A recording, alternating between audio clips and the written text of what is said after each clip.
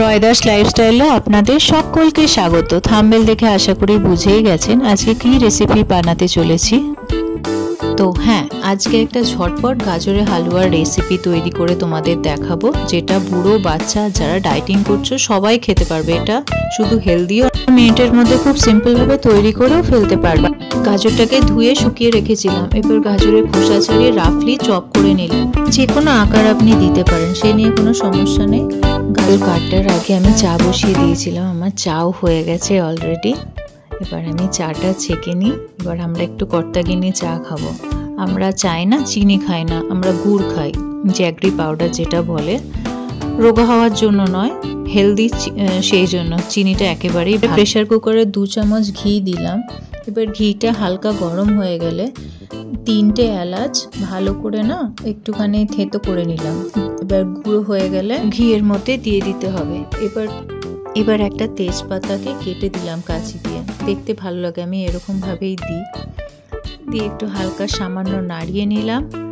নাড়িয়ে এবার কাটা গাজরগুলোকে দিয়ে কিছুক্ষণ ভাজতে হবে। 3 মিনিট ভাজলেই যথেষ্ট, তবে অবশ্যই ভেজে নেবেন, তাতে টেস্টটা ভালো আসে না। এবার আমি একটু সামান্য নুন দিয়ে দিলাম। আমি হিমালয়ান পিঙ্ক সল্ট ইউজ করেছি। নুন কিন্তু স্বাদটা অনেকটা এনহ্যান্স করে। ভাজতে ভাজতে আমি আরেকটা গ্যাস ওভেনে দুধ বসিয়ে দিয়েছি। দুধের মধ্যে সামান্য একটু এলাচ গুঁড়িয়ে দিয়ে দিলাম। এবার একটা ফুটতে গাজর ভাজা ওদিকে প্রেসার কুকারের ঢাকনাটা বন্ধ করে 2টো সিটির জন্য অপেক্ষা করছি। গাজর সেদ্ধ হয়ে গেছে। এবার গাজরটাকে একটু ম্যাশ করে নেব।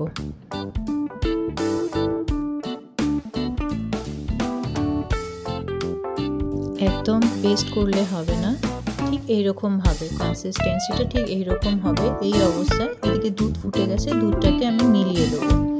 আর গ্যাসটাকে পুরো হাই ফ্লেমে রাখতে হবে। দুধের সাথে গাজরটা ভালোভাবে রান্না করতে হবে। সিদ্ধ অলরেডি করাই আছে, সিদ্ধর কোনো প্রয়োজন নেই। এবার দুধ আর গাজরটাকে কন্টিনিউয়াসলি নাড়তে হবে যতক্ষণ না পর্যন্ত শুকিয়ে যায়। 3-4 মিনিট ক্রমাগত নাড়ার পর দেখবেন অনেকটাই টেনে এসেছে।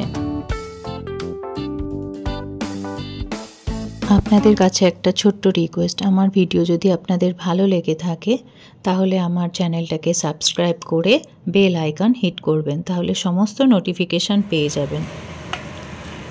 এবার টেনে এসছে গাজরটা অনেকটাই। এখানে একটা টুইস্ট আছে, এখানে আমি কিন্তু চিনি মেশাবো না। চিনির জায়গায় আমি দেব গুড়। আখের যে গুড় দোকান থেকে পাওয়া যায়, কোনো জ্যাগরি পাউডার নয়, একদম গুড় আর সঙ্গে একটু ধোয়া কিশমিশ অ্যাড করলাম। এবার একটু বেশিক্ষণ নাড়ানো যাবে না, যেহেতু গুড় দেওয়া হয়ে গেছে। স্কুলে দেওয়া যেতেই পারে, এটা যথেষ্ট হেলদি।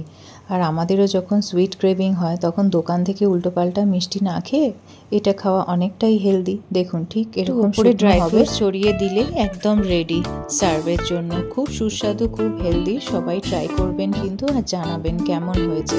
সবাই ভালো থাকবেন। আবার ফিরে আসি আরও একটা হেলদি রেসিপির সাথে। আশা করব সবাই পাশে থাকবেন। Thanks for watching.